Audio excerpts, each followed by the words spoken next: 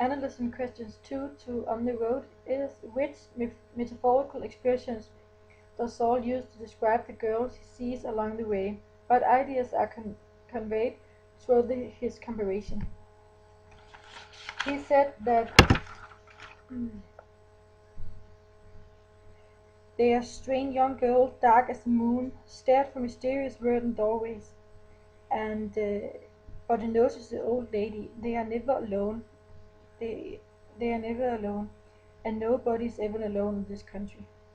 He said also that it's two little darlings when he cried, and when he um, when he say that, it's because he thinks that they are beautiful because he called them darlings and young girls, and mysterious because they are always following by this old lady.